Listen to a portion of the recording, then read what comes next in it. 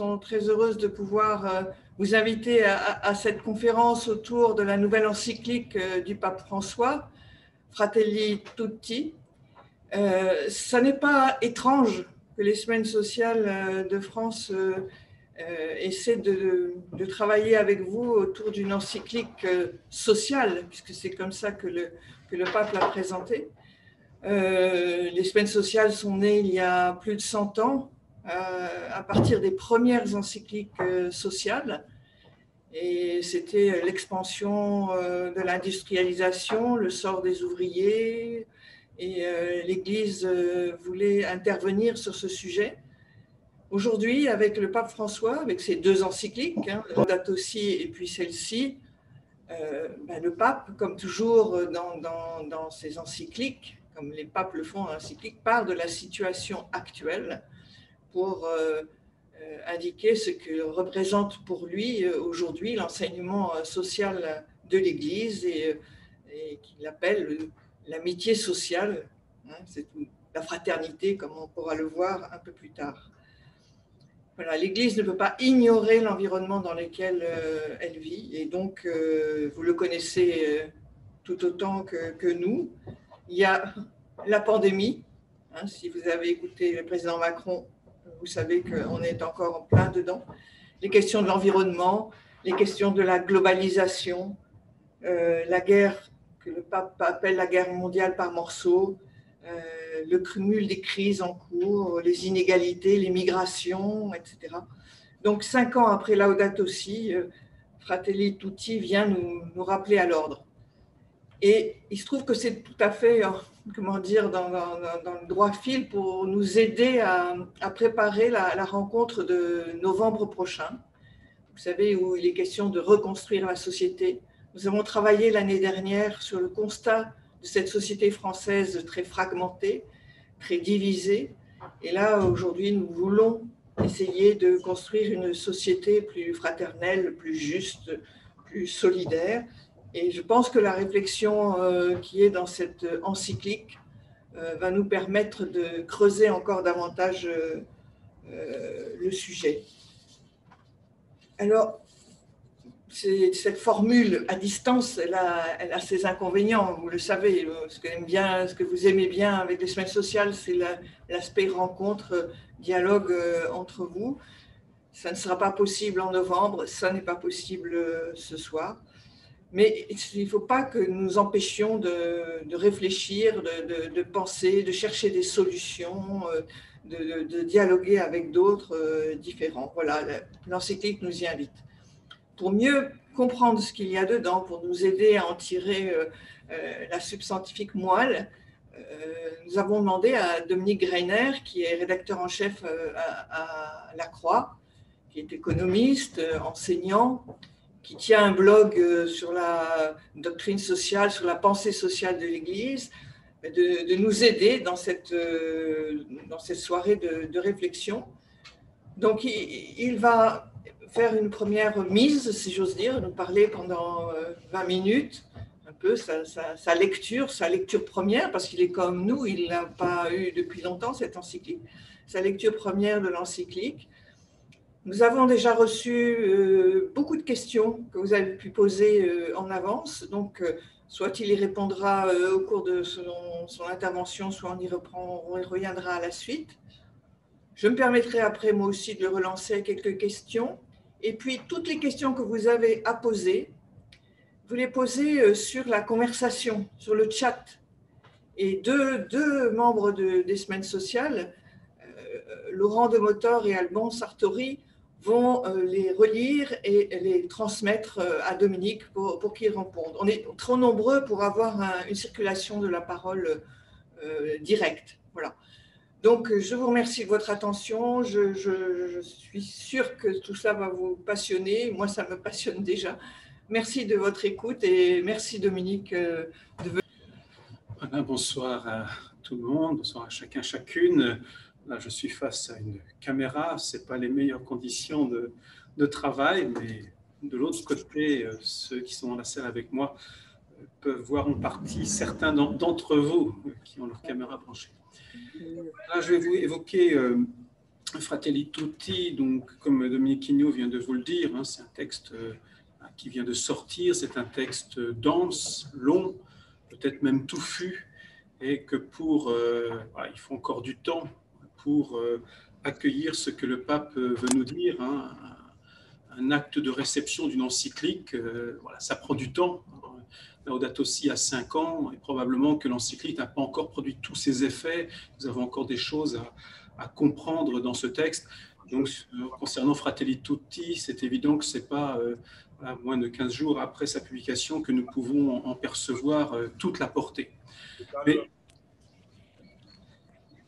simplement, je voudrais resituer d'abord le texte dans son contexte immédiat. C'est toujours intéressant un texte intervient toujours à un moment particulier de l'histoire. On évoquait tout à l'heure la première encyclique sociale, le Rerum Novarum, hein, qui est intervenu à un moment où la misère dans le prolétariat était une réalité très forte. Il y a des textes aussi importants dans l'histoire de l'Église qui, à chaque fois, marquent un souci, une préoccupation, un signe des temps. Et probablement que cette encyclique aussi correspond à une époque très particulière et que le pape intervient, non pas de manière atemporelle, mais bien pour parler de ce temps-ci. On voit bien ce qui marque notamment le premier chapitre de l'encyclique, hein, c'est ce monde marqué par un certain nombre de divisions, de tensions, voilà, cette guerre mondiale par morceaux qu'évoque le pape. Et le pape évoque un monde en proie à un certain nombre de tensions, et on le voit bien dans les relations internationales ou dans un certain nombre de conflits locaux, hein, qu'une guerre se déroule entre grandes puissances, même si cette guerre ne veut pas toujours dire son nom.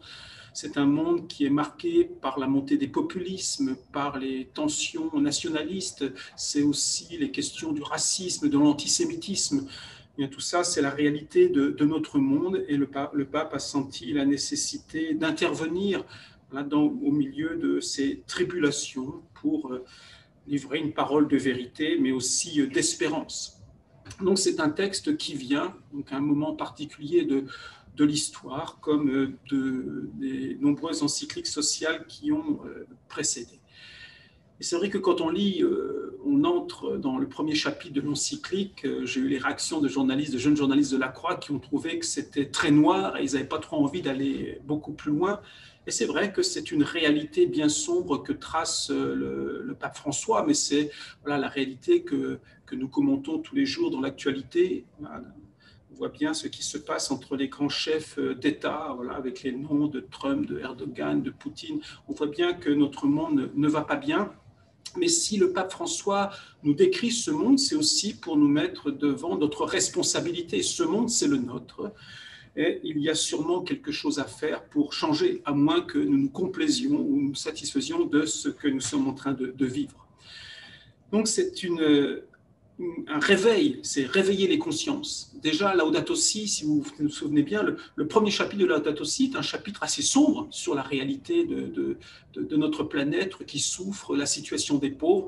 Eh bien, le pape François risque un regard sur la réalité, et c'est un regard qui est déjà animé par la foi. C'est un regard animé par un homme qui veut regarder les choses du point de vue de Dieu et qui regarde notamment ce qui se passe pour les plus pauvres, pour les plus fragilisés. Donc il y a un présupposé dans cette lecture, finalement, que deviennent les petits, que deviennent les minorités, que deviennent les sans-grades, que deviennent les plus défavorisés dans un monde mondialisé où les grands se livrent une guerre qui ne veut pas dire son nom. Et le pape ne va pas en rester là, et il nous dit d'ailleurs, il cherche une espérance dans ce monde, et il en donne plusieurs indications. Ce qui est intéressant, c'est de voir à quoi ça conduit. Et on arrive dans un deuxième chapitre avec un long commentaire de la parabole du bon samaritain. Et je trouve que c'est assez significatif que le pape, après avoir décrit une situation noire, nous propose de lire en détail un texte qui appartient à la tradition chrétienne, mais un texte qui a une résonance qui va bien au-delà de la sphère confessionnelle. Voilà, le bon samaritain, ça résonne pour n'importe qui.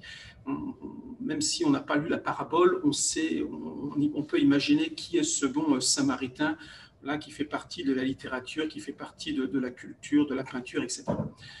Il nous fait donc lire un texte qui appartient à la tradition chrétienne, qui est sûrement au cœur de l'Évangile, et c'est un texte qui a suscité dans l'histoire bien des initiatives en faveur des petits. C'est un texte qui est sûrement à l'origine des œuvres hospitalières. C'est sûrement un texte qui est à l'origine de bien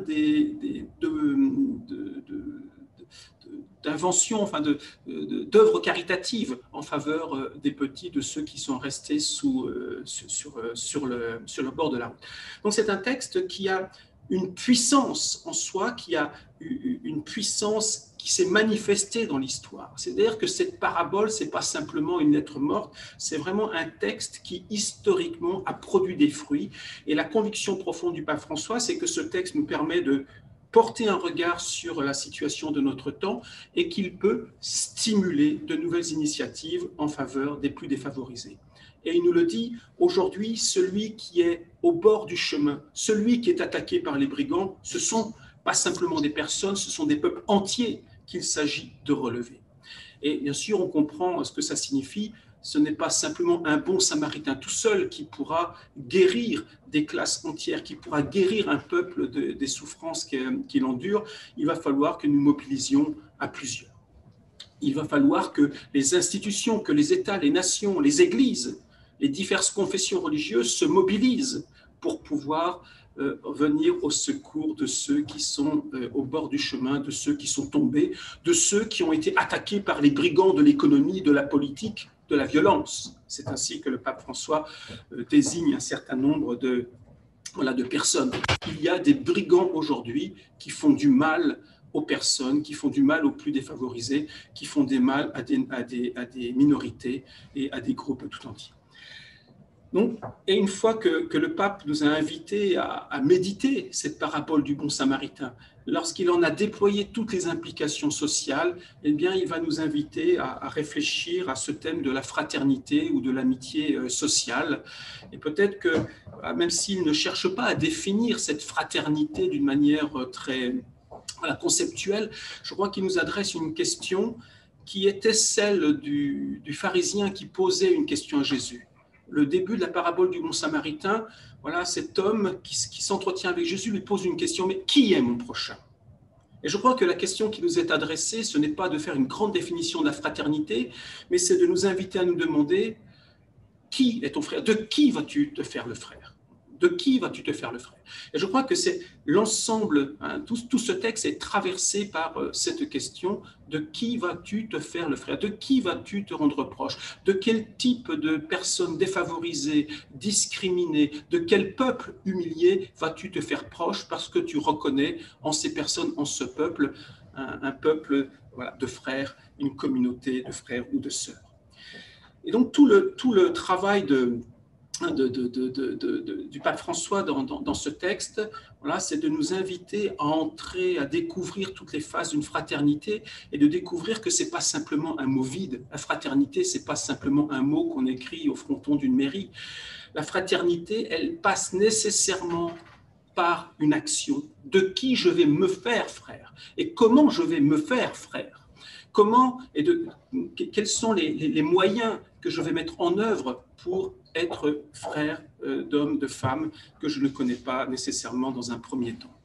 Et finalement, toute l'encyclique, on pourrait la lire comme cette invitation à inventer des manières d'être frère, des manières de créer des liens de fraternité. Il n'y a pas de fraternité sans dialogue. Il n'y a pas de dialogue sans que l'on construise une confiance. Il n'y a pas de dialogue et de confiance sans qu'il y ait des institutions, des associations qui nourrissent cette confiance, qui la promeuvent, qui nous aident à nous rapprocher de ceux qui sont au bord du chemin. Donc, tout le travail du pape François, finalement, c'est de nous aider à découvrir que nous ne sommes pas seuls, pour créer des liens de fraternité, mais que chacun de nous a une part de responsabilité à engager pour créer ce monde plus fraternel. Alors tout ça, on pourra se dire, est-ce que c'est pas bien idéaliste? Peut-être, mais la question, elle est simple. Celui qui lit la parabole du bon samaritain est renvoyé à cette question. De qui vas-tu te faire le frère? Et finalement, il y a deux récits qui nous sont proposés. Et de quelle est la question? C'est de savoir, est-ce que tu as envie de continuer à vivre dans ce monde marqué par la violence?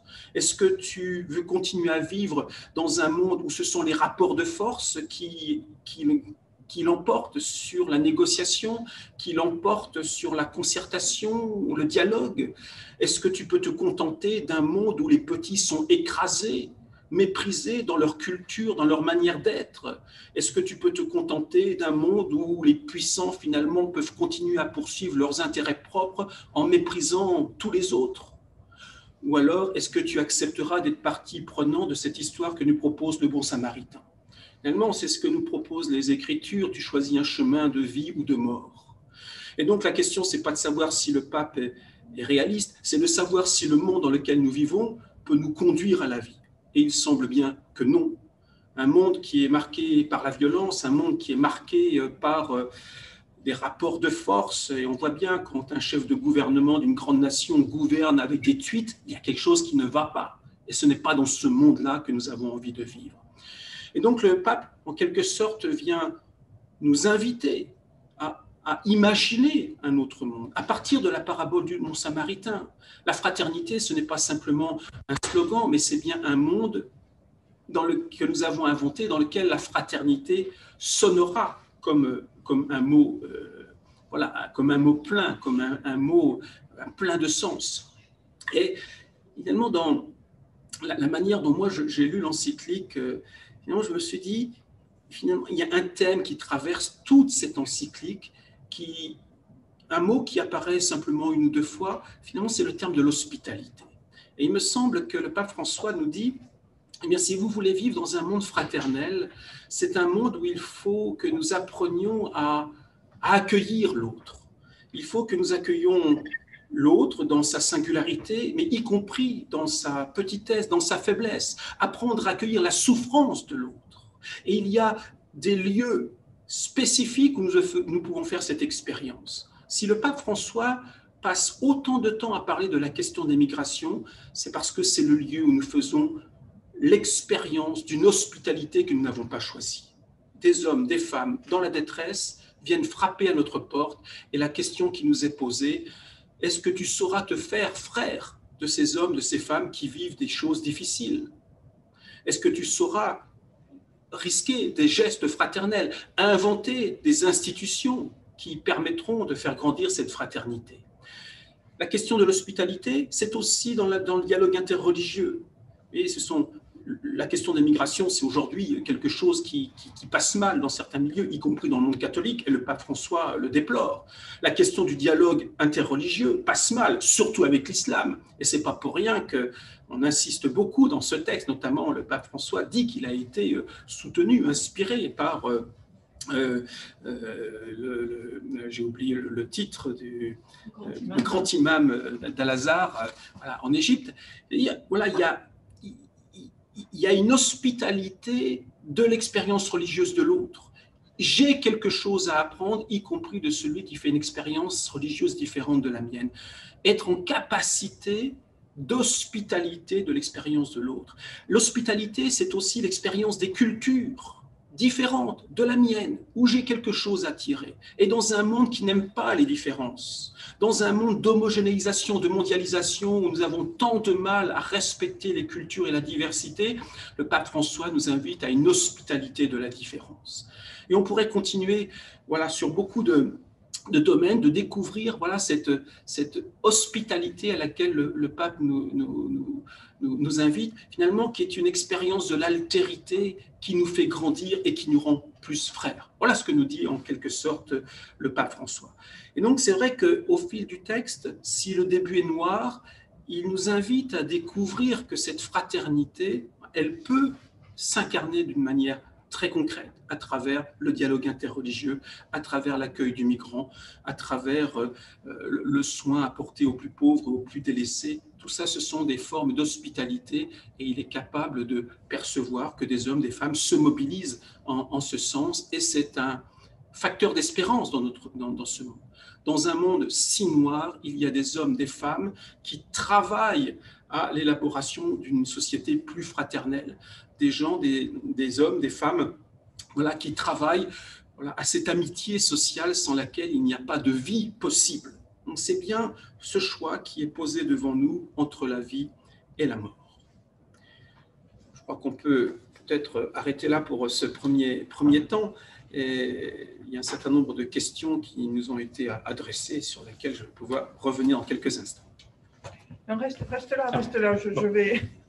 Je vais parler de l'extérieur pour pas.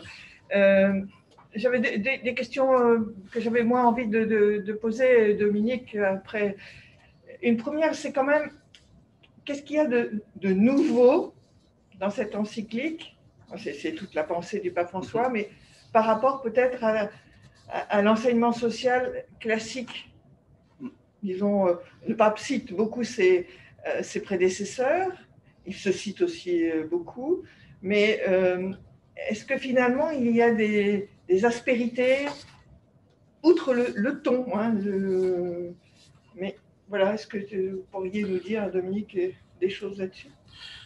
La première chose, la nouveauté, un pape se situe toujours dans la continuité de ses prédécesseurs, et je crois que ça fait partie de la logique du développement de l'enseignement social. Le thème de la fraternité, il n'est pas nouveau. Et quand on relit les textes, on s'aperçoit que c'est un thème qui traverse tout l'enseignement social. Quand on relit par exemple Rerum Novarum, que j'évoquais tout à l'heure, la première encyclique sociale, nous sommes en 1891, nous ne sortirons pas de la crise, nous dit Léon XIII, s'il n'y a pas des liens de fraternité qui s'établissent entre les prolétaires et les patrons. On peut dire, c'est peut-être trop utopique, mais en tout cas, ce thème de la fraternité est vu comme une manière comme une alternative à la lutte des classes. Ce n'est pas dans le conflit, ce n'est pas dans le face-à-face que nous réglerons les problèmes de justice sociale. Il faut une fraternité. Et puis, si on continue, on va trouver ce même thème de la fraternité à Vatican II. Il va être déployé par Paul VI dans Populorum Progressio. Et là, c'est un élargissement au peuple entier. Il faut que les peuples du Sud et les peuples du Nord nouent des liens de fraternité. Il faut que les riches et les pauvres, les pays riches et les pays pauvres, nouent des liens de fraternité. Et puis, on pourrait dire que le pape François a élargi déjà dans Laudato Si cette fraternité en référence à François d'Assise en nous invitant à vivre une fraternité étendue à toute la création. Alors, ce qui est peut-être nouveau, dis-moi, c'est pas nouveau, mais dis-moi qu'il l'intègre en même temps, justement, c'est cette fraternité religieuse. Je pense qu'il y a cette dimension qui n'était pas encore complètement intégrée dans la dimension sociale, même si Vatican II parle de cette fraternité que nous avons à vivre avec d'autres traditions religieuses. Là, le pape François en fait vraiment une des colonnes vertébrales de cette intégration. Et à un moment, justement, où ce dialogue, où cette fraternité avec d'autres religions est fortement blessée, notamment avec l'islam. Donc, je pense qu'il y a vraiment cet apport-là et qui en fera grincer certains. Certains déjà reprochent la méthode de fraternité, c'est la Révolution française, c'est franc-maçon, ça n'a rien à voir avec l'Évangile. Non, c'est inscrit dans la tradition de l'Église, ça fait partie de la tradition de l'Église. Il étend cette fraternité, mais au nom même d'une paternité commune. Nous sommes tous fils du même Père. Alors après, il va y avoir des petits points. C'est vrai qu'il y a une position, par exemple, sur la guerre juste, il en renouvelle finalement, il en étend déjà un certain nombre d'expressions. On sentait bien qu'on était mal à l'aise avec cette question de la guerre juste, mais dans la configuration des guerres aujourd'hui, ce concept ne peut plus tenir la route. C'était valable pour des conflits très circonscrits. Aujourd'hui, dans une guerre mondiale par morceaux, ce concept-là n'a plus aucun sens. Il a des paroles très fortes sur le droit de propriété, qu'on tend parfois à absolutiser, mais dans la tradition, ça fait longtemps que le droit de propriété était soumis à un droit plus fondamental qui était la destination universelle des biens. Mais c'est vrai que le pape utilise des expressions très vigoureuses pour remettre le droit de propriété à sa place. C'est un droit naturel secondaire. Il est soumis à quelque chose et il ne faudrait pas oublier le principe de destination universelle des biens. Donc il y a quelques points comme ça. Finalement, c'est des approfondissements de la doctrine, pareil comme sur l'abolition de la peine de mort, où il revient dessus, mais il était déjà intervenu assez fortement sur ce point. Juste, je vais poser une ou deux questions, mais c'est surtout à vous de poser des questions. Il y en a qui ont été posées. Laurent et Alban vont les relayer. C'est pour vous donner le temps d'écrire. Juste sur la peine de mort, par exemple, Dominique, moi, ce qui m'a frappé dans le texte, c'est que le texte s'adresse à tout le monde, mais le pape n'est pas particulièrement incisif envers les catholiques sur deux sujets, les migrants et la peine de mort. Est-ce que ça veut dire qu'il est inquiet de la position des catholiques sur ces questions ? Oui, il voit bien qu'il y a des résistances assez fortes sur l'immigration, et il le dit, et il l'exprime assez fortement, regrettant que certains fassent passer leur position politique avant leur appartenance, leur foi chrétienne. Donc on voit bien que c'est un point d'achoppement pour certains. Il y a une telle crainte qui est liée à la question de l'islam. Enfin, en Occident, la question migratoire, elle est fortement liée à la question de la crainte de l'islam. Donc il essaye je crois qu'il essaye de remettre les choses en place et de ne pas considérer, il ne parle pas d'émigration de manière générale, ce sont des hommes, des femmes qui cherchent de manière légitime un lieu où se réfugier à cause des conflits, à cause des guerres par morceaux dont nous sommes en partie responsables et que nous nourrissons par le commerce des armes. C'est ça la réalité qu'il dénonce. Alors, on peut toujours se fermer les yeux sur, et c'est bien la question, est-ce que nous allons ouvrir les yeux ou fermer les yeux? Et c'est vrai qu'il y a des discours et des manières de se comporter à l'égard des migrants qui correspondent, c'est une manière de fermer les yeux. Donc voilà, pour les migrations. Et sur la peine de mort, c'est vrai que quand le pape François s'est exprimé en faveur de l'abolition de la peine de mort, notamment dans le monde américain, on a dit mais le pape n'est plus catholique puisqu'il ne suit pas le catéchisme, il contredit le catéchisme de l'Église catholique. Donc le pape François a refait formuler le catéchisme catholique, comme ça il n'y a plus de problème, mais on voit bien qu'il y a des difficultés ou des positions idéologiques qui empêchent certains de pouvoir entendre la parole du pape, et avec une position de repli, de refus de cette parole du pape, qui effectivement peut être dérangeante lorsqu'on a été façonné par une manière de penser. Je pense et le pape critique, il parle de manières de penser qui ont du mal à accepter une autre voie, qui refusent de se mettre en question.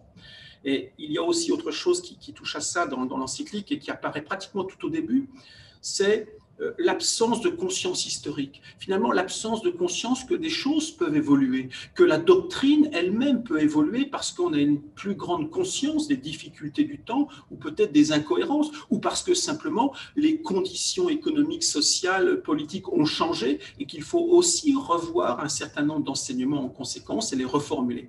Et donc, il y a toute je crois, une critique assez forte de ceux qui sont finalement crispés sur des positions qui sont les leurs, mais sans plus savoir d'où elles viennent. C'est ce qu'il appelle le perte de la conscience historique, et finalement qui conduit certains à se recroqueviller sur eux-mêmes, sur leur propre tradition, sur ce qu'ils ont toujours pensé, comme si c'était ça qu'il convenait de penser en toutes circonstances.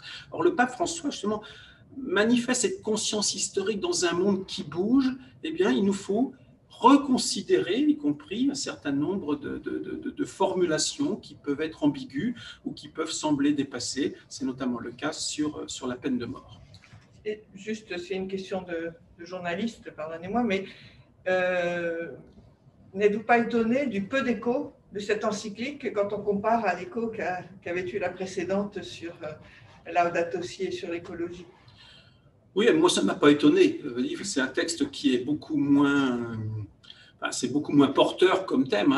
Je dis, Laudato Si était porté par un courant social assez fort. Il y avait aussi une volonté que le pape produise un texte.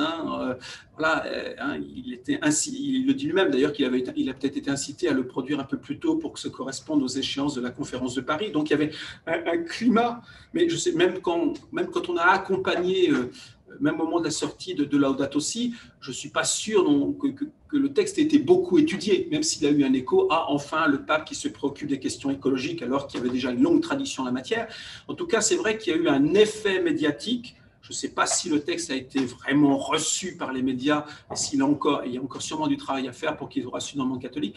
Mais c'est vrai que le thème de la fraternité, de l'amitié sociale, la densité du texte, je trouve que c'est un texte qui n'est pas facile, le texte du pape François, qui embrasse beaucoup de choses. Donc moi, je n'ai pas été étonné qu'il ait peu reçu d'écho médiatique en dehors vraiment du petit monde chrétien, et encore. Donc, voilà, c'est un texte difficile et finalement aussi assez conceptuel d'une certaine manière. Est-ce que Alban et Laurent ont des questions? Oui, je peux commencer la série de questions. Le premier, c'est un peu de revenir sur le thème de quelles sont les nouveautés, avec par derrière la question entre les encycliques doctrinales et celles qui sont politiques. Est-ce qu'ici, on n'a pas un encyclique essentiellement politique? Derrière ces questions, c'est aussi à qui s'adresse l'encyclique. Est-ce que ça s'adresse à tout le monde ou aux catholiques?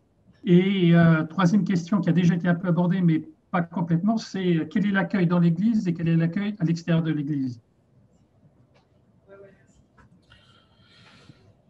Je ne sais pas, la distinction doctrinale politique, je ne sais pas si, bon, je sais pas bien faire la différence, parce que il s'agit de foi quand même. Donc c'est doctrinal dans le sens où c'est finalement à quoi nous engage l'Évangile. Donc c'est doctrinal dans ce sens-là. À quoi nous engage l'Évangile, et lorsque le pape s'exprime à travers une encyclique, c'est voilà, pour nous inviter à vivre plus pleinement en fidélité au message de l'Évangile. Alors je pense que c'est doctrinal, et je pense qu'effectivement politique au sens, bah oui, ça touche l'organisation de la cité, et donc politique au plus grand sens du terme, au sens le plus fort. J'ai bien entendu dans les commentaires que ce n'est qu'une encyclique politique, ou c'est une encyclique trop politique. Non, c'est une encyclique qui montre que l'Évangile est une force de transformation pour la société, à condition que ceux qui croient en l'Évangile prennent au sérieux le message qui est dans les Écritures, et se mettent au travail, se laissent inspirer par ce texte, se laissent interpellés par la parole de Dieu pour inventer des structures qui soient plus conformes au respect de l'humain. Bon, elle est politique en ce sens-là, mais de ce point de vue-là, toute encyclique est politique. C'est-à-dire que si elle n'est pas là pour transformer le cœur des hommes, pour qu'eux-mêmes travaillent à la transformation des sociétés, alors ça n'a pas beaucoup d'intérêt. Il s'agit à chaque fois que le souverain pontife s'exprime, d'aider les chrétiens, de les soutenir dans leur combat. Alors, à qui elle s'adresse, cette encyclique? Eh bien, comme Laudato Si, elle s'adresse à tous. Et le pape François le dit lui-même, comme il le disait dans Laudato Si, il propose un parcours, mais en espérant que les autres traditions religieuses ou les gens qui appartiennent à des courants philosophiques fassent un travail de même manière. Et peut-être qu'on va pouvoir se retrouver sur un certain nombre de valeurs fondamentales. Et il le dit, on va pouvoir se retrouver sur des valeurs fondamentales, mais pour nous, elles sont enracinées dans quelque chose encore plus haut. Voilà, c'est dans cette fraternité qui nous vient d'une paternité commune. Bon, mais j'ai pas besoin je peux aussi affirmer une fraternité forte sans avoir besoin de croire un Dieu Père. C'est ce qu'il nous dit. Donc des gens, ça leur suffira. Et donc faites votre travail, vous les musulmans, vous les juifs, les bouddhistes, les francs-maçons, faites ce travail à partir de votre propre tradition, et probablement que nous pourrons construire des choses en commun. Et l'objectif, c'est vraiment un mot qui revient très souvent dans le texte, plus d'une 50aine de fois, c'est le mot dialogue. Nous ne sauverons pas le monde tout seul. Personne, les chrétiens, pas plus que les autres, ne peuvent prétendre avoir les bonnes solutions.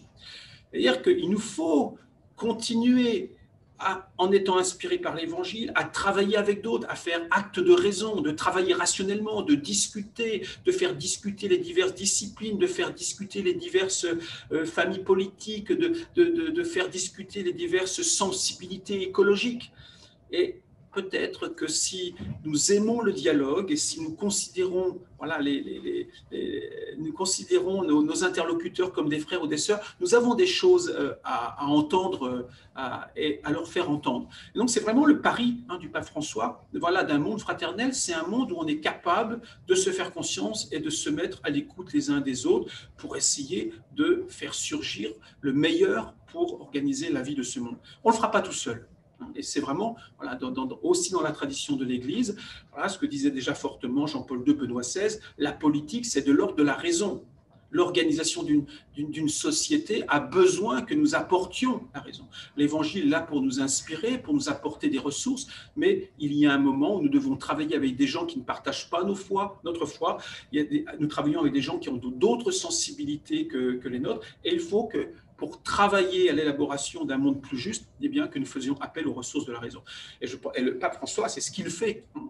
Mais il le dit, moi je le fais à partir de mon enracinement, mais ce que je vous propose, je pense que ça a une valeur, voilà, je vous propose voilà, des réflexions qui peuvent vous intéresser et peuvent nourrir, susciter votre propre réflexion. Donc voilà, une encyclique qui a vraiment une portée universelle, hein, dans le sens où chacun peut y découvrir des choses pour sa propre tradition, pour sa propre réflexion. Autre question, mais qui est toujours sur les... On est là, pour l'instant, c'est les réactions autour de l'encyclique, et après on viendra sur l'encyclique lui-même. Autre réaction, il y a eu des échos à l'extérieur où tout le monde a noté les plusieurs références, dès le début d'ailleurs, au grand imam Taïeb, et ça a été aussi mentionné de manière plus ou moins sérieuse comme une provocation, au moins pour donner l'intérêt au lecteur, mais en fait, ce n'est pas exactement ça, mais ça a été, et d'autres qui ont dit que c'était un encyclique anti-occidental.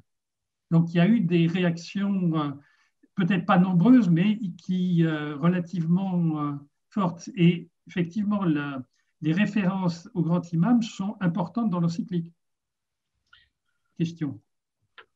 Oui, elles sont, parce que je pense qu'un certain nombre de personnes manquent de conscience historique, n'ont pas suivi ce que le pape François essaie de nouer depuis plusieurs années, et que ça fait quand même suite à, et le texte d'ailleurs cité, la déclaration sur la fraternité qui a été signée en février 2019 avec ce grand imam. Donc il y a un travail de rapprochement qui se fait, d'interpellation avec cette autorité de l'islam sunnite. C'est une volonté, c'est conforme à ce qu'il y a dans le message. Comment pourrions-nous dire il faut du dialogue, de la fraternité, si nous ne le vivons pas de manière concrète dans les relations que deux responsables religieux d'envergure, si eux ne sont pas capables de nouer ça, leur discours est creux. Et donc, le pape François a bien conscience qu'il y a un chemin qui est fait. Et la référence aussi à la visite du grand sultan en Égypte par François d'Assise, bon, est aussi quelque chose qui est important dans le texte. Il y a cette image du Poverello et le pape François dit, et c'est un voyage qui lui a coûté. Ça lui a coûté parce qu'il a fallu se déplacer en Égypte, ça a été dur, la confrontation. Et je pense que moi, quand je lu, le pape François nous a dit que ce voyage, voilà, que cette rencontre et cette charte de la fraternité, ça a été coûteux parce qu'il a subi des coups, parce que c'est pas facile de travailler avec l'université Al-Azhar, il y a beaucoup de susceptibilité. Enfin, on connaît les dominicains du Caire qui travaillent là-bas. Ils nous disent c'est pas toujours facile, il y a beaucoup de protocoles à respecter, etc. Donc, nouer des relations de confiance et de faire signer un texte sur la fraternité avec une autorité du monde sunnite qui fait le droit sur une grande partie de ce monde-là, c'est pas rien. Donc, c'était un véritable engagement du pape François. C'est sûrement un engagement du grand imam, mais c'est aussi un exemple. Tout le monde ne fera pas de charte de la fraternité avec. Mais ça veut dire que chacun, en fonction des lieux qu'il habite, des responsabilités, peut nouer ce type de lien de confiance, voilà,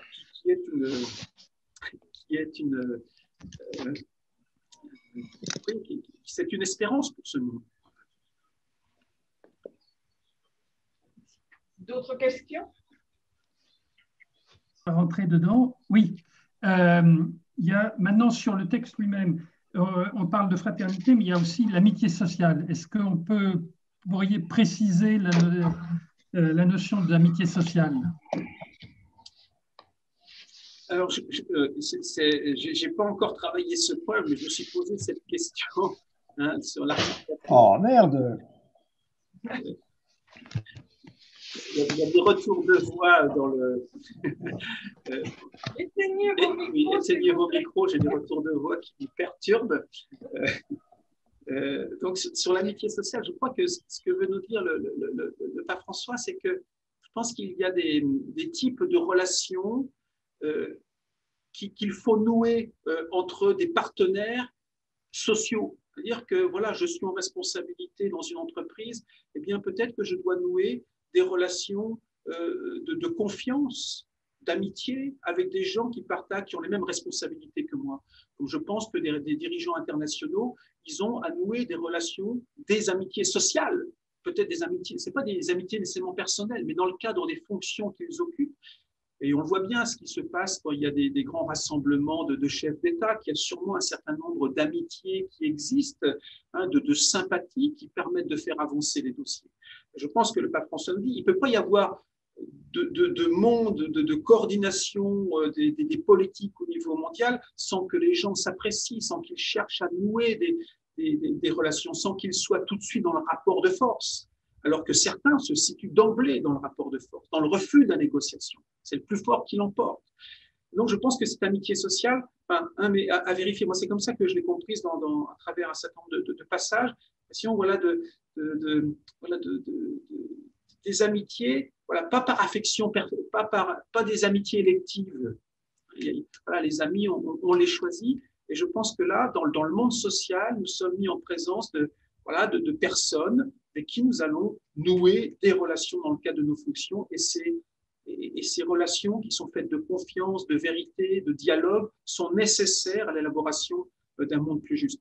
Je pense que le multilatéralisme a été longtemps fondé là-dessus. Où le pape François évoque les pères fondateurs de l'Europe. Les pères fondateurs de l'Europe, je crois qu'ils étaient en capacité, ils avaient cette amitié sociale. Peut-être qu'il y avait aussi des amitiés après plus personnelles, mais c'est d'abord dans le cadre des fonctions que les uns et les autres ont occupées qu'ils ont appris à faire cause commune et puis à inventer des manières de faire qui n'étaient peut-être pas acquises dans un premier temps. Moi, je me suis demandé, pardon de donner mon grain de sel, si ce n'était pas un mot plus laïque que le mot fraternité. Enfin, si le pape, justement, pour parler au-delà des chrétiens, s'était dit que peut-être c'était... Moi, j'aurais dit plutôt le contraire. Le mot ami est plus je vous appelle les amis de Jésus. Donc, je pense que c'est un mot peut-être qui est peut-être plus chargé d'une certaine manière. Mais bon, c'est amitié sociale. Donc, c'est pour ça, c'est le mot social, l'articulation. Et bon, il y a cette fraternité, puis je pense qu'il y a aussi la dimension dans le cadre de la socialité, des socialités que nous pouvons vivre. Mais parce que j'ai l'impression qu'au contraire, c'est le mot fraternité qui a été fortement laïcisé, et donc peut-être que on pourrait interpréter ça dans l'autre sens. D'accord. Laurent ? Sur la mondialisation, puisque finalement, une bonne partie porte sur la critique et des propositions sur la mondialisation. Comment on pourrait voir la partie novatrice par rapport à la pensée traditionnelle depuis Populum Progression? Bon.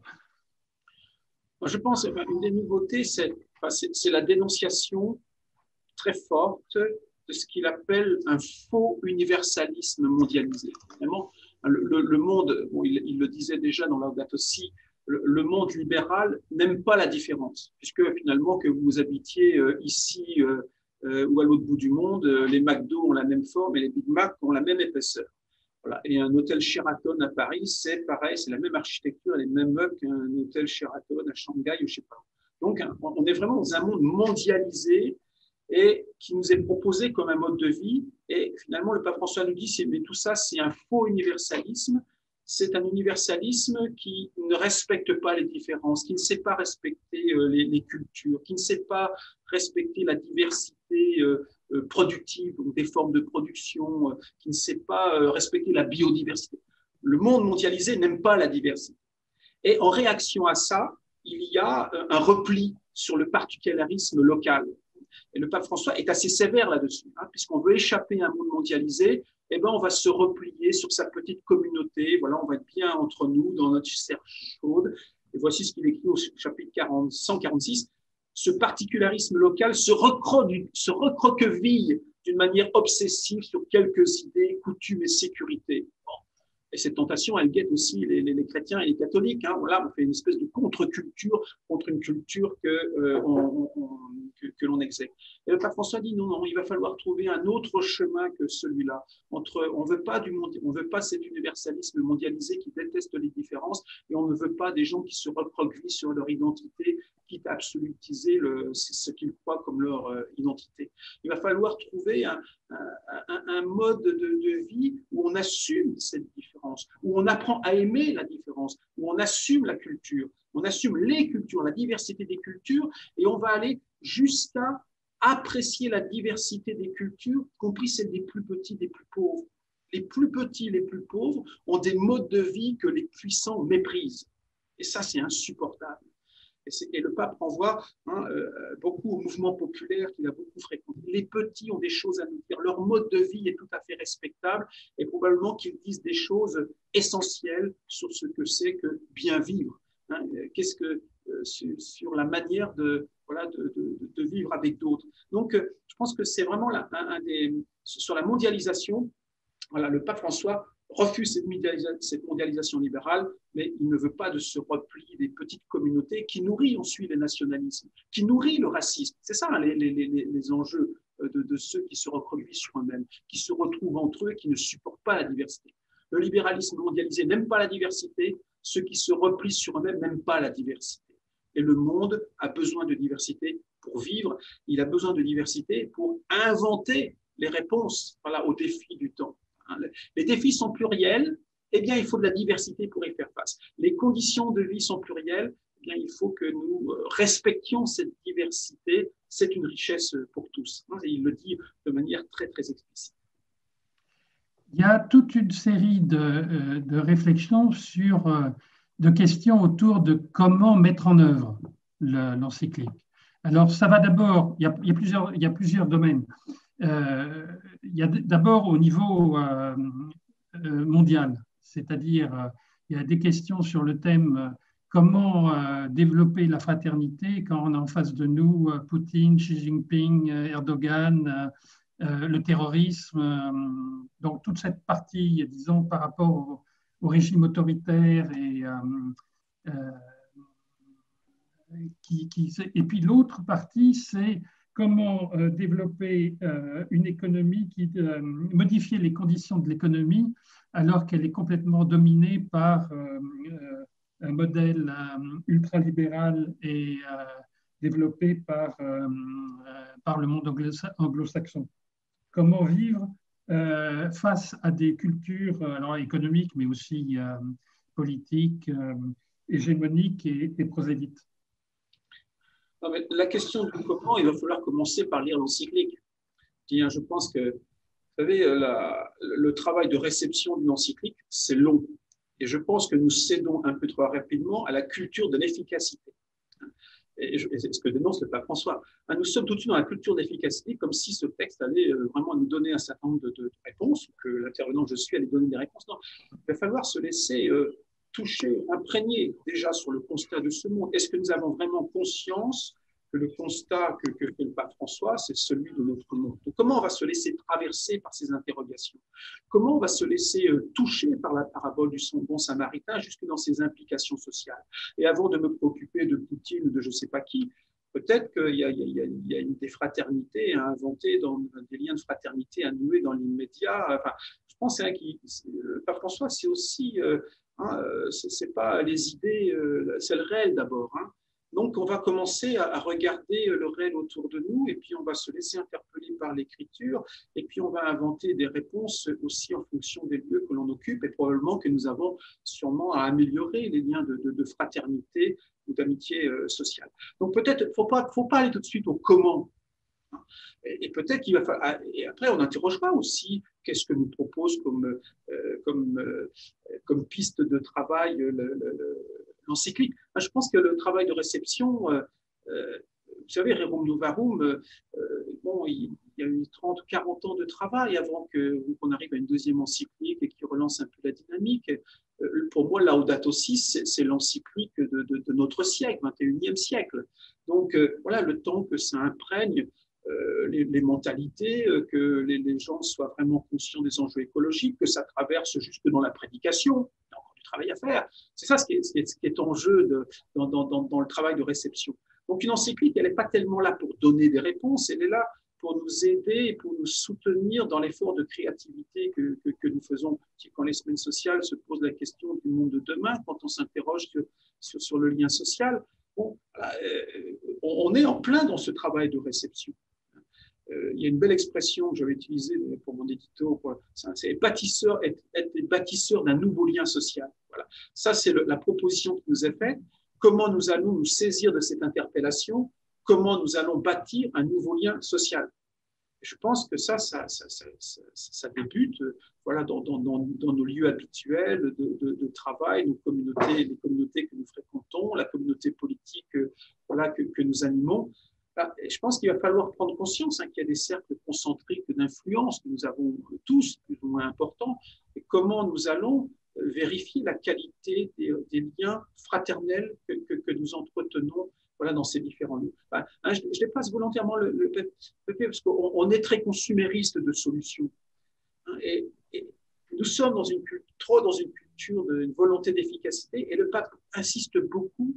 Nous oublions qu'il faut, pour construire la justice, la paix, pour aimer, il faut du temps et il faut de l'effort. Il insiste là-dessus. Il faut du temps, de l'effort. Ça s'inscrit dans la durée. Et c'est vrai que nous sommes dans une société de l'instant. Voilà, une encyclique chasse l'autre et hop, voilà, une décision chasse l'autre et hop. Non, il faut que nous inscrivions nos actions dans la durée. Et le pape François ne vient pas nous offrir une autre encyclique pour nous dire Laudato si c'est fini. Il vient compléter l'encyclique précédente pour nous dire maintenant il faudrait aussi voilà, s'interroger sur les implications politiques, sur le type d'institution dont nous avons besoin pour que les choses avancent. Donc, la question, elle nous est relancée à nous. Comment nous allons nous rendre frères de ceux, finalement, qui sont mis sur notre chemin? Sur le plan international, il plaide quand même pour les instruments multilatéralisme, sur le respect des accords signés. Donc, il y a un certain nombre de choses qui font partie. Donc, soit on est dans le rapport de force, soit on a besoin d'institutions. Il évoque notamment l'ONU, qu'il faut renforcer. Des institutions qui ont été assez décrédibilisées voilà, ces dernières années. Oui, il faut de l'OMC. Oui, il faut du FMI, même si ces institutions peuvent être critiquables et peuvent être améliorées. Oui, il faut de l'OMS. Voilà, il faut des institutions internationales. C'est la seule condition d'affronter un certain nombre de problématiques. Voilà, si l'OMS est nécessaire pour faire face à la crise sanitaire que nous connaissons, il faut de l'ONU pour gérer un certain nombre on a récompensé le plan pour l'alimentation mondiale la semaine dernière, tant mieux. On a besoin de ça. Donc, on a besoin d'institutions internationales. Donc, on a besoin d'un minimum de confiance et de financement par les États de ces institutions internationales. Je pense que on a besoin à différents niveaux de médiation qui nous aident à passer au-delà de nos intérêts immédiats. Si M. Trump n'aime pas les institutions internationales, c'est parce qu'il faudrait penser des intérêts qui sont plus simplement ces intérêts électoraux de court terme. Et ça lui est insupportable. C'est ça ce qui est en jeu. Alors, le pape François nous dit, bien, si on s'inscrit dans la durée, si c'est un monde, voilà, si on s'inscrit dans le long terme, nous avons besoin de ces institutions. Pour gérer la crise climatique, il nous faut des institutions qui soient fortes. Et on voit bien l'espèce de coup de boutoir américain sur ces dossiers, c'est pas pour rien.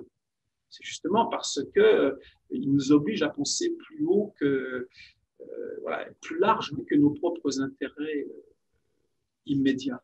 Donc voilà, pour le climat, pour les relations internationales, pour les relations commerciales, pour les problèmes sanitaires, nous avons besoin de tout ça. Pour les luttes contre les inégalités, nous avons besoin de toutes ces institutions. J'ai encore deux questions, une remarque et une question. La remarque, on revient un peu au thème qui est passionnant entre le global et le local. l'un qui écrase, enfin cette tension qu'il doit avoir entre les deux. Et la remarque, c'était de dire, mais s'il n'y a pas souvent dans l'Église une certaine différence, une certaine opposition aux différences locales. Ça, c'est la remarque. Et je pose tout de suite la question la plus, qui est en fait, c'est quel est le statut de la parole du pape dans une encyclique comme celle-ci. C'est une incitation, c'est voilà, c'est le statut de l'encyclique. C'est pas une parole d'évangile, mais c'est inspiré d'évangile. C'est la proposition d'un homme de foi, là, qui est l'autorité dans l'Église, là, qui propose une réflexion. Donc, l'autorité, voilà, il n'y a pas de définition dogmatique, dans le sens, si c'est doctrinal qu'on entendait tout à l'heure, mais c'est de dire, pour vivre en cohérence avec sa foi, voilà le chemin que moi je vous propose, vous chrétiens du XXe siècle, vous catholiques du XXe siècle. Voilà. Ce n'est pas moi qui ai choisi d'être pape, je suis là, je vous adresse une parole à partir de ma propre réflexion, des conseils que j'ai la consultation de mes conseils, de ma propre prière. Et voilà ce monde qui est devant moi, et dans ce monde, l'Église doit être présente. Et le chemin que je vous propose, c'est le dialogue, c'est la fraternité, et soyez des... Voilà. Après, chacun fait ce qu'il veut de cette parole. Vous ne serez pas excommunié si vous n'avez pas lu Fratelli Tutti. Voilà. Mais c'est quand même bien la foi qui est en jeu. C'est la parole d'un frère, une encyclique. Une encyclique, voilà, c'est une lettre qui est adressée à ceux qui veulent la lire. Là, elle est adressée à tous les hommes. Elle est adressée à chacun d'entre nous. Voilà, cette parole, est-ce qu'elle va nous traverser, est-ce qu'elle ne va pas nous traverser? On n'a jamais excommunié quelqu'un parce qu'il ne s'était pas laissé toucher par une parole d'évangile. Donc, ce n'est pas une parole d'évangile. C'est la parole d'un homme de foi qui porte son regard au nom de la mission qui lui a été confiée, voilà, par l'Église, enfin, et par l'Esprit. Hein. Quand on a la foi, c'est ce qu'on croit. Donc voilà, c'est une parole sûrement inspirée. Pour ma part, je la tiens comme ça. Et on a le droit de discuter des positions, enfin, on a le droit d'étudier, d'approfondir. Ça fait partie aussi de la libre circulation de paroles. Nous avons le droit. Hein. Et sur le rapport Église universelle et les réserves par rapport au local, aux expériences éventuellement régionales, locales. Je ne sais pas si j'interprète bien la question. Oui, c'est ça que ça voulait, c'est exactement ça. Vous pouvez répéter la question alors, parce que je ne suis pas sûr d'avoir saisi. Non, c'est-à-dire qu'il y a toute cette réflexion à propos de la mondialisation, gros, sur le global et le local. Mais est-ce que la question ne se pose pas dans l'Église? Par exemple, est-ce que ce qui se passe en Amazonie je l'interprète comme ça, peut être vécu comme une expérimentation particulière dans une église? Je ne sais pas si c'est ça qui est derrière. Moi, j'ai pas... je ne sais pas pour l'Église, mais en tout cas, moi, ce que j'ai compris du texte, oui. Ce que j'ai compris, c'est qu'il y a un faux local. Comme il y a un faux universalisme, il y a un faux local. Il y a un local qui rétrécit à vision. Où on devient sectaire, où on devient raciste, où on devient rabougri intellectuellement. Et on répète ce qu'on a toujours fait. Ça existe. C'est une tentation qui peut exister dans l'Église. Donc, des groupes, voilà, ça devient une secte. Dans l'Église, c'est ça. Mais il peut y avoir d'autres groupes qui ne sont pas nécessairement sectaires, mais ce sont des groupes qui se font sur eux-mêmes, voilà, qui ont l'impression de bien vivre, mais sont se désintéressant complètement de la vie des autres. Voilà. C'est ça ce qu'ils dénoncent. Hein. Il y a un faux local. Par contre, il y a un vrai local, finalement, qui respecte la diversité, donc qui aime la diversité, et qui s'intéresse aussi à ce qui se passe chez le voisin. Alors, le faux local, c'est celui qui méprise ce qui se passe chez le voisin pour absolutiser sa propre manière de vivre, sa propre conception, ses propres idées. Et ça donne des gens rabougris, ça donne des gens racistes, ça donne des gens voilà, qui enfermés sur eux-mêmes. Et donc, voilà, le véritable local, évidemment, c'est la diversité des expériences, la diversité qui peut peuvent être qui sont autant de richesses qui peuvent nourrir la réflexion, qui peuvent donner des idées à d'autres. C'est ça ce que nous dit le pape François. Donc, entre voilà, ce faux local et ce faux universalisme, il faut que nous inventions des manières de respecter cette diversité. Alors, en Église, je pense, vous savez, dans l'Église catholique, je suis persuadé, il y a déjà il y a une très grande diversité, et tout l'enjeu, c'est de gérer cette grande diversité. Quand vous regardez la diversité des groupes, la diversité des spiritualités, on s'aperçoit qu'il y a comme une grande diversité. Et la question, ce n'est pas simplement celle de la diversité, parce que chaque groupe peut avoir tendance à croire que ce qu'il vit, c'est le meilleur, c'est ce que tout le monde devrait vivre. C'est comment ça dialogue entre les différentes communautés, comment ça dialogue entre les différents groupes, comment ça dialogue entre les différentes spiritualités. Et c'est là que l'on commence vraiment à entrer dans du vrai universel. Voilà, et le dialogue est sûrement pour moi, je le considère comme un bien commun. Enfin, c'est un bien à préserver, à nourrir. Le dialogue, il n'est pas donné, donc il se construit dans la durée. Il oblige des partenaires à apprendre à se connaître et à s'apprécier. Et ça, c'est vrai en Église aussi. Mais c'est vrai pour le monde politique, c'est vrai dans le champ social, c'est vrai dans le champ économique. Et on voit bien qu'il y a beaucoup plus d'efficacité quand les gens se font confiance, quand la circulation de la parole se fait, quand il y a de la vérité finalement dans les relations et dans les propos. Je peux poser encore une question? Oui, bien sûr. Oui, alors là, il y a plusieurs questions sur le thème. Bon, maintenant, comment peut-on le faire vivre, diffuser cette encyclique et le déployer dans la vie paroissiale ensemble? C'est-à-dire qu'il y a une conversion personnelle, c'est clair, mais il y a aussi quelque chose de collectif. Sachant que, je ne sais pas, votre perception, pour l'instant, l'encyclique n'est pas... Il y a eu peu de réactions dans le monde politique. Où est-ce qu'il y en a eu? C'est une question. Et qu'il y a donc tout un problème d'infusion, je dirais, pour bien comprendre toutes les différentes dimensions de l'encyclique, et aussi de diffusion pour le faire connaître. Ce que je disais tout à l'heure, la réception, c'est long. Je dis aujourd'hui, même moi, je n'ai pas fini de la lire, l'encyclique. Au sens où je l'ai lu, je l'ai parcouru une fois, mais on ne l'a pas encore travaillé, on ne l'a pas encore traversé, donc c'est long. Moi, dans le court terme, si on veut travailler à la réception de cette encyclique, on y travaille, puisqu'on est en train d'en parler. C'est un texte qui est difficile. Moi, la proposition que je fais aux gens, c'est commencer par lire la parabole du bon samaritain et le commentaire qui en est fait. Et il y a déjà de quoi nourrir une année entière de réflexion, de méditation, de se dire, voilà, c'est ce texte-là que le pape nous propose, il en propose une lecture assez originale et stimulante. Eh bien, laissons-nous toucher par ça. Et avec cette question de qui est mon prochain, mais de qui vas-tu te faire le prochain, qui est mon frère, de qui vas-tu te faire le frère.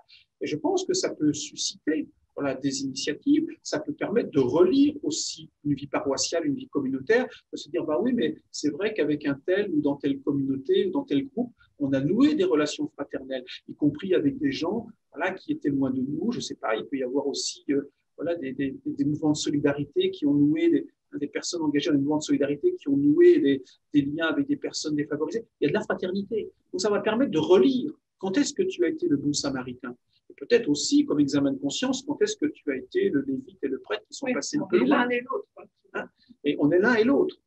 Et donc, je me dis, voilà, pour entrer, et je pense que ça peut être une manière assez originale et stimulante d'un point de vue spirituel, de dire, tiens, entrons par l'écriture. Puis après, on poursuivra la lecture. Puis, il va y avoir des textes qui, théologiens, mes collègues de la Cato, on est en train de préparer une journée d'études. Donc, voilà, on est en train de digérer le texte. C'est un texte assez lourd et difficile. Il va falloir du temps pour pouvoir en percevoir tous les ressorts. Après, effectivement, que dans le monde politique, on n'est pas reçu, mais vous savez, le monde politique n'a peut-être pas l'habitude de lire en une semaine des pavés pareils aussi denses. Donc, il y a eu quelques réactions. Je sais qu'à la fois, on avait reçu quelques réactions de politiques pour publier dans le journal. Bon, finalement, ça ne s'est pas fait parce qu'ils ont retiré, ils ont publié ailleurs. Mais quelques personnes se sont senties intéressées par le texte et l'ont lu où l'on fait lire, où on fait écrire, si ce n'est pas directement eux. En tout cas, quelques personnalités politiques voilà, se sont senties obligées, ont été concernées par ce que racontait le pape. Et de fait, ce n'est pas une encyclique qui a une retombée sociale aussi forte. Mais il faudrait se poser la question de savoir quand un Rerum Novarum est sorti, est-ce que ça a suscité l'enthousiasme des foules?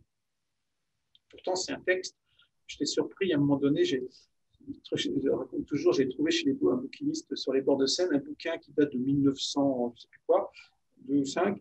En fait, c'était la liste de toutes les propositions de loi déposées par des députés catholiques après Rerum Novarum. C'est impressionnant. Donc, parfois, il y a une fécondité qu'on n'attend pas. C'est-à-dire que voilà, des responsables politiques, des gens qui étaient engagés en politique, se sont sentis stimulés à partir du texte qui a été étudié dans des cercles d'études, voilà, à proposer des changements de législation sur le temps de travail, travail des femmes, travail de nuit, travail des enfants, etc.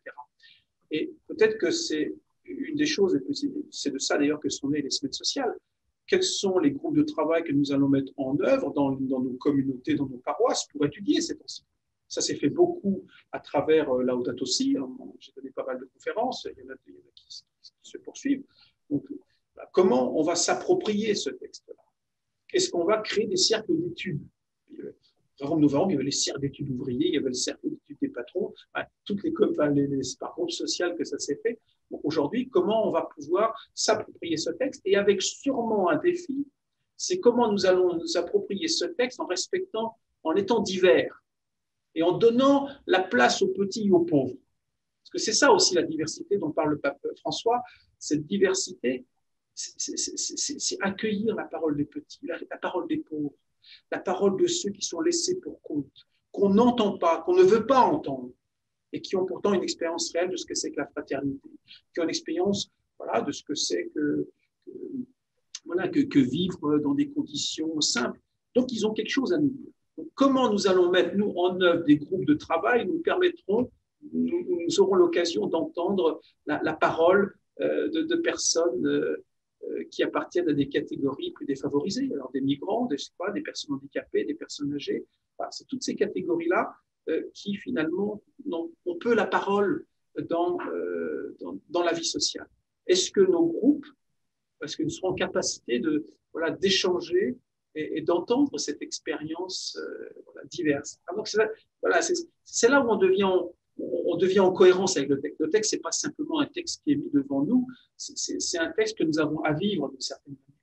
Et donc, si ce texte nous invite au dialogue, à l'ouverture, à la diversité, comment nous n'allons pas faire une petite secte autour de Fratelli Tutti. Ce serait contre-productif et ce serait un contre-témoignage. Et oui, c'est un défi, hein. C'est un défi pour chacun de nous, puisque voilà, c'est tellement plus facile de partager avec des gens qui pensent comme nous. C'est tellement plus facile de partager avec des gens qui ont le même niveau de langage. Voilà, peut-être qu'il y a aussi autre chose à faire. C'était l'expérience de Diaconia il y a quelques années, qui était de donner la parole aux pauvres, aux petits dans nos communautés. Alors, il y a des choses qui se poursuivent aujourd'hui, et peut-être des choses aussi qui ont été perdues. Et peut-être que l'encyclique peut nous donner un nouvel élan pour ça. Et oui, c'est peut-être plus exigeant que de se poser la question de Poutine, Xi Jinping et les autres. Comment nous allons vivre cette diversité dans nos lieux de vie, de prière, dans nos lieux de vie communautaire? Ça veut dire que, en fait, vous dites que vous parlez du temps long, alors que dans le même temps, il y a toute une série d'urgences. Donc, il va falloir vivre avec ça. Oui. Mais il faut vivre dans cette tension permanente. Mais l'urgence ne peut faire surgir que des réponses techniques, des réponses. Mais ça ne répond pas aux questions de fond. La fraternité, c'est des liens qui mettent du temps. Voilà, si vous voulez travailler à l'intégration des personnes dans une communauté, ça prendra du temps. Il ne suffit pas de déclarer on va intégrer des personnes pour que ça se fasse. Donc, il y a tout un travail préalable qui est à faire. Bien sûr qu'il y a des mesures peut-être urgentes à prendre, mais des mesures qui permettent au temps long de se déployer. Je pense qu'il y a des mesures qui peuvent être prises et qui sont contre-productives. Dans ce que le pape François pour construire des murs, Ça, on sait prendre une décision, mais c'est beaucoup plus difficile de construire des ponts que de construire des murs. Donc, comment on va être de ceux qui disent non, il faut construire des ponts. Et peut-être que la première décision urgente à faire, c'est d'arrêter de construire des murs, y compris mentalement, dans nos esprits. Des murs entre générations, des murs entre traditions confessionnelles, des murs entre classes sociales. Des murs, nous en construisons beaucoup. Et c'est facile de créer des liens, de créer des ponts, c'est beaucoup plus exigeant. Et c'est la condition de survie, pourtant, de l'humanité. C'est ça ce que dit Pape François. Hein, si chacun se recroqueville sur soi-même, nous crèverons tous ensemble. Il le dit presque aussi brutalement.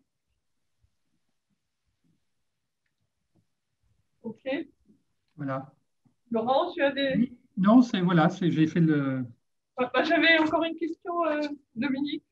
Il y a une phrase sur la fraternité qui peut apporter du positif à la liberté et à l'égalité.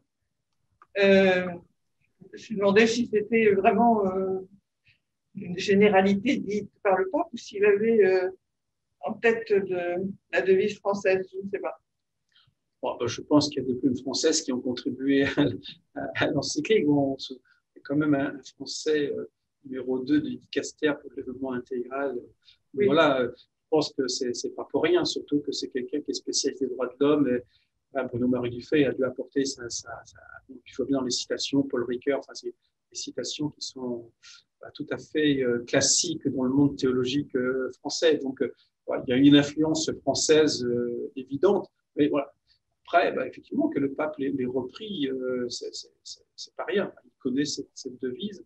Je pense qu'il a sûrement raison. Je pense que c'est sûrement l'égalité, la liberté ont besoin d'être nourris. Et je pense que de ces trois valeurs républicaines, c'est quand même c'est la fraternité qui est la plus incarnée d'emblée, qui se vérifie. Vérifier si on est libre, c'est compliqué.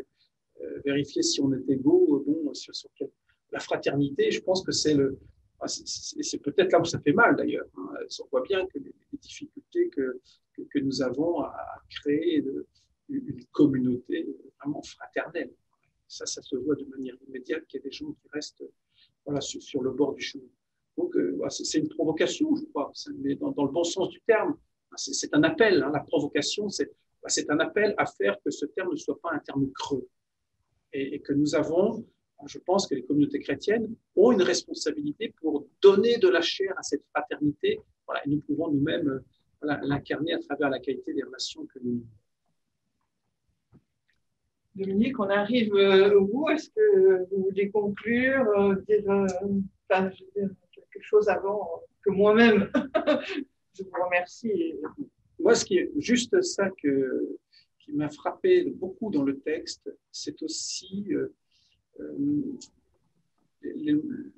l'importance de redonner du sens aux mots. Il le dit finalement, il y a une manière de vider les mots de leur sens qui est catastrophique et de nouvelles formes de domination. Et nous dit aujourd'hui que signifient des thèmes comme démocratie, liberté, justice, unité. Et finalement, une façon de dominer les peuples, une manière de dominer les personnes, c'est de trafiquer ces termes, de diviser leur contenu. Et il le dit notamment à travers la notion de peuple, en dénonçant la manière dont les populistes utilisent le mot peuple. C'est une vision étriquée du peuple qui est méprisante. Ils ont vidé, des populismes, vident le peuple de sa substance. Mais c'est la même chose, on peut parler de justice sociale, et puis on vide ce concept-là. Donc il y a vraiment aussi un travail de réélaboration conceptuelle, donc il y a un travail intellectuel aussi à faire qui est au service de la fraternité. Alors moi, je prends ça comme un appel important pour moi. Donc il y a vraiment un travail critique, une conscience historique à nourrir, et ça c'est au service des petits et des pauvres. Le travail intellectuel est aussi au service de la fraternité. Merci. Et bonne soirée à tout le monde.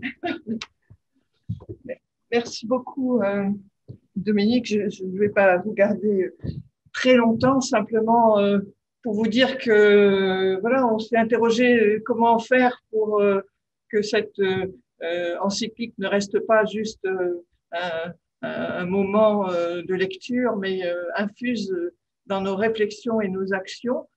Et donc, d'une manière assez intéressée, je vais vous dire, que la rencontre que nous avons en fin novembre, qui est sur la reconstruction de notre société pour y instiller plus de fraternité et sans doute plus d'amitié sociale, on invite à un engagement à la fois personnel, collectif et institutionnel, politique. Voilà, on va traverser finalement tous ces champs de réflexion. Donc, ça va se passer en ligne, le vendredi 27 novembre l'après-midi, le samedi matin avec des ateliers où vous pourrez travailler sur des thèmes importants comme l'écologie, le travail, la santé, etc. Et le dimanche, par une série de tables rondes avec des responsables politiques, des responsables économiques et des responsables religieux. Et on demandera à chacun de savoir comment ces gens-là travaillent pour créer plus de fraternité dans notre société. Donc voilà, inscrivez-vous. Je pense que c'est important que nous soyons nombreux à réfléchir. Nous pouvons regretter de ne pas pouvoir le faire cette année en étant ensemble, en présence les uns et des autres, mais voilà, retrouvons-nous de cette manière-là. Ce que je peux vous dire aussi, c'est que ce que nous avons entendu ce soir sera disponible en replay sur le site des semaines sociales. Donc, tous ceux qui sont arrivés un peu en retard ou qui voudront reprendre un peu le sujet pourront le faire. Et puis, pour conclure, moi, j'ai retenu parmi ces phrases une phrase du pape dans cette encyclique qui dit « L'espérance est audace ». Et moi, je trouve que c'est une phrase magnifique, surtout dans les temps que nous vivons où nous sommes souvent assombris par l'avenir, de se dire que voilà, il y a un acte, presque un acte de foi à faire pour croire que les choses sont possibles. Et voilà, et bâtissons-les ensemble et soyons fidèles à l'esprit des semaines sociales qui ont toujours travaillé pour creuser l'enseignement social de l'Église et continuons à le faire avec ces nouveaux outils. Merci à vous tous et j'espère que dites-nous si ça vous a intéressé, s'il faut qu'on recommence des rencontres de cet ordre-là. N'hésitez pas à donner votre avis. Merci beaucoup. Merci.